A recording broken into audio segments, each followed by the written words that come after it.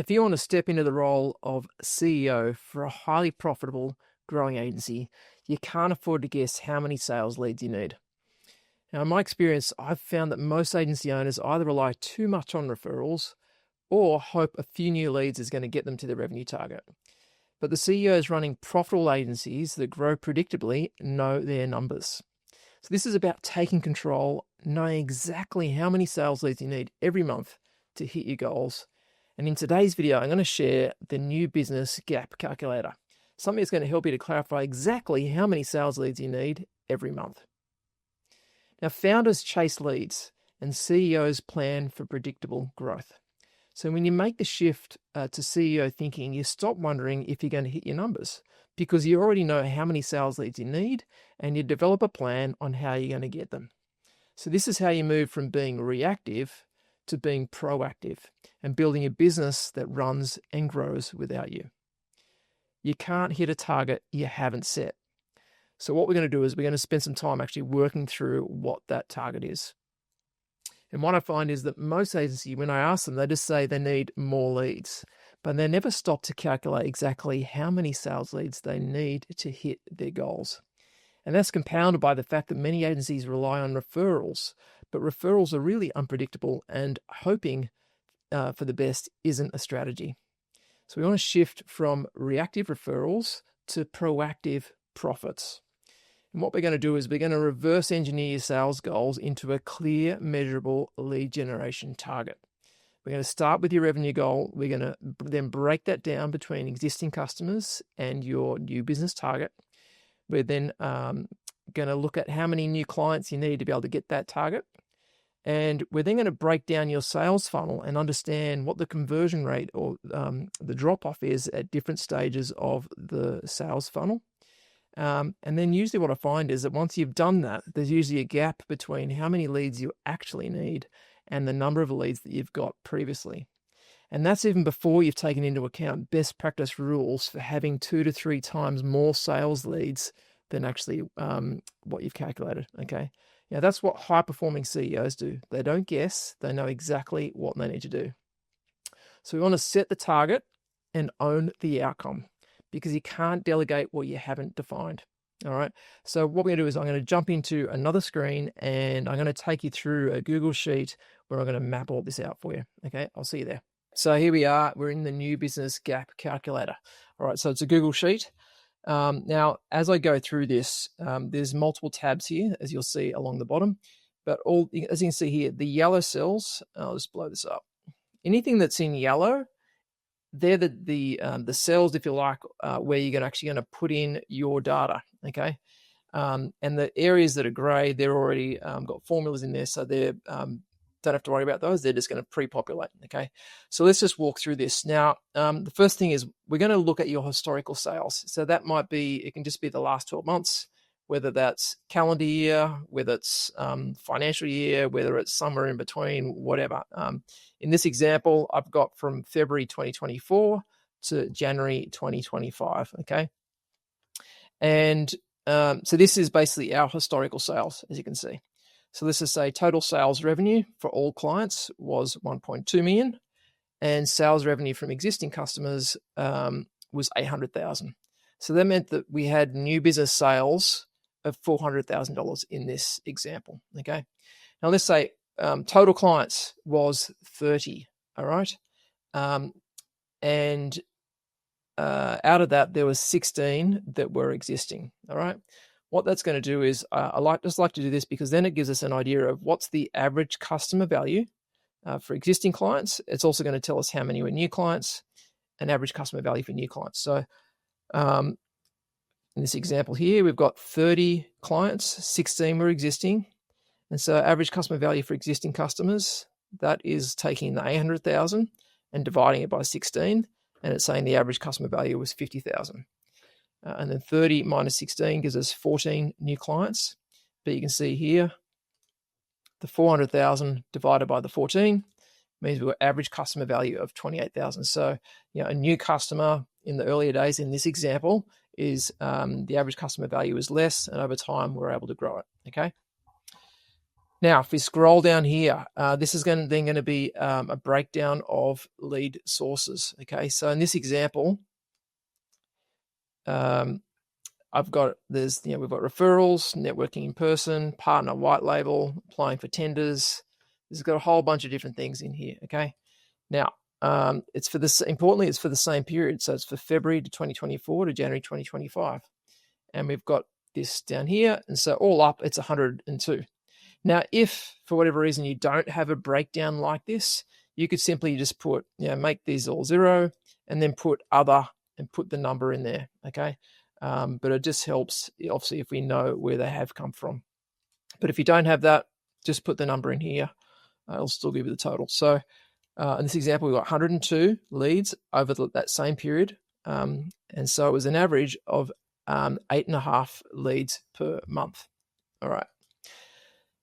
Now, underneath that, we're going to keep scrolling down. Underneath that, we've then got sales pipeline conversion. Okay, again, all the gray things are already calculated based on the data that we've just gone through. Okay, so total leads, marketing qualified leads, that's what MQL stands for, is 102. That's coming directly from this table here. Now, the yellow bits are what you're going to populate. So in this example, we're saying that we did a discovery call. So that's where we qualified. So a separate part in the process where we actually qualified whether they were a good fit or not. And so out of 102 leads, 93 people in this example actually turned up. And so we've got that's the first conversion, is from 102 leads to 93. So it's 91% people attended the discovery call. Okay. Then we've said, okay, out of those 93 people, we actually qualified 47. So, how do we define qualified? You'll see over here, a lead with a clear need, timeline, budget, and a decision maker identified. If we don't have those 4 things, then it wasn't qualified. So 47 people here out of the 93 were qualified. That means we had a sales qualified lead with 51% of our the people that attended the discovery call. Then out of that, we did 47 opportunities. 47 became opportunities, and we actually did a proposal. So ideally, there's a secondary calls and meetings to further qualify the opportunity, and then also present the proposal. Okay, so 47 out of that, and again, this is calculated automatically. Then we put in here sales 1. So in this example, we won 14. Now, these 2 orange ones, they're just doing a cross-check. So we're putting in, we've won 14. That's just making sure that it matches the number that we had up here. Because it says 0, it does, okay? So all good. So our 14 was a sales conversion of 30%. So out of 47 proposals, we had 14, so we had a 30% conversion, okay? And the sales value was 400. Again, we're just cross-referencing that with the number up the top.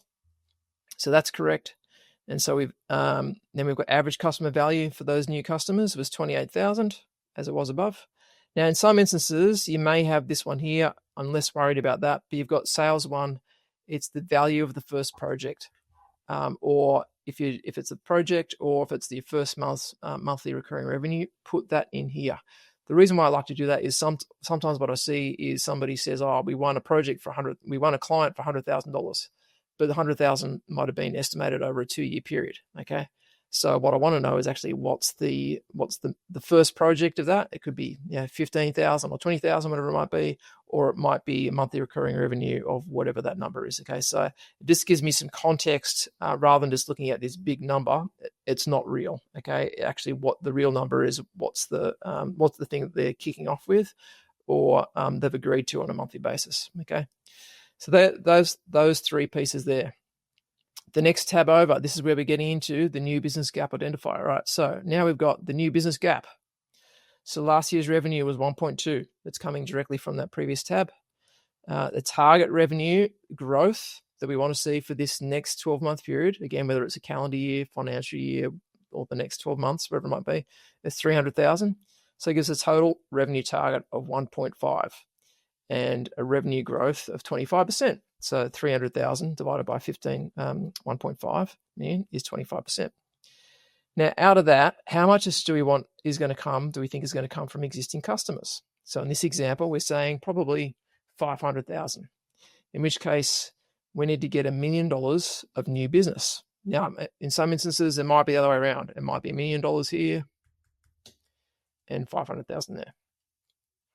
That's what we've got here at the moment. So we're saying new customers is going to be 1 million.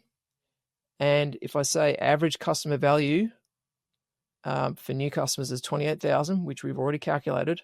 If I divide $1 million by that, that means our new business target is we need to win 35 new customers. That's how many customers. Now, let's apply the sales. We're going to reverse engineer, go back from customers through the sales pipeline and applying those different percentages. So if we need 35 sales at a sales conversion of 30%. Now, important here, okay, this is basically excludes referrals. It's just for cold prospects, okay? You're always going to have a much higher conversion rate with referrals, okay? I'm calculating these on cold prospects or people that aren't referrals because it's going to be a lower conversion rate, okay? Otherwise, if you're doing this based on referrals, it's going to skew your numbers and it's going to suggest you need less neads than what you actually do. So this is deliberately based on cold prospects or people that are not referrals, okay? So if our conversion rate is 30%, that means I need to do 118 proposals, 35 sales, 30% conversion, 118 proposals. Now, if I say using the same conversion, so if only 51% of those were qualified, that actually means I need 233 discovery calls. And if 91% are turned up, that means I need 255 leads. Okay, 255 leads in order to get 35 customers in this example. Now, it's also populating in the leads that we got last year for that period. It was 102. So it's telling me here that we need 255. We only got 102 last year. So actually the gap, I need to generate an incremental 153 leads, okay? I think you'd agree that's probably quite a lot, okay? So 100, we've got to do more than double what we had last year. Now, I've also put in here another line, which is leads required, which is best practice. So best practice is really to have at least 2 times what your target is, okay? When I look at some software businesses, some say 2 times, others say 3 times. I would much rather have double the amount of leads that I need than have half as many leads as I need, okay? So putting more energy into having more leads means that we're owning the outcome of hitting our numbers as far as qualified leads and also then sales. Because the other thing in having more leads, we can qualify harder. One of the problems I see is that we don't qualify hard enough because we don't have enough leads. And so if we've got more leads, we can then qualify hard to make sure that we're not wasting time on poor fit prospects, okay? So in this example, if we double that number, we end up with 510 because we actually need 255, okay? That's the gap. So times 255, we end up with 510. Now, just move my head out of the way. You'll see here in the column next to it, these numbers here are for the year. Here on the right is for the month. And what I've done is I'm assuming that actually I've only based it on 10 months, not 12 months. Particularly, so regardless of which country you're in, for Australia, things slow down during December and January as far as new business. If you're in other markets like the US, that might be more around June, July, etc. But I'm just assuming that I'm dividing these numbers by 10 to give us a monthly target. So we need to be doing 3.5, so 3 to 4 sales every month. Proposals, we need to be doing 11 or 12 proposals every month. We need to have at least 25 to 26 leads every month. If I do best practice, it should be more like 50 to 51 leads every month, okay? Now, for some people, they're probably going to freak out and go, wow, we don't have enough leads. But I'll tell you something, knowing the gap helps you to put a plan in place, okay? You can put a plan in place and work out how are we actually going to, it's a better problem to have. I know how many leads I've got, so we're not guessing. We know exactly how many leads we've got, and now we can put a plan in place to make sure that we get the leads. Okay. All right. I'll see you back on the other side. Now, just to be clear, this isn't just about maths, okay? It's actually about shifting from being a reactive owner to being a proactive CEO. Knowing your lead numbers, how many sales leads you need, gives you the confidence to invest in marketing, build a consistent pipeline, and stop hoping that referrals are enough. And what I found is if you can 3x your leads, you're going to 10x your freedom, because freedom comes from predictability, not chance. Okay.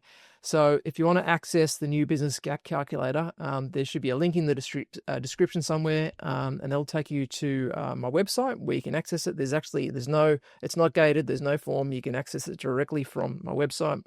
And I urge you to know your numbers and plan your growth so you can take control of your agency's future. If you found this video helpful, hit like and also subscribe for more strategies on how to grow a profitable agency.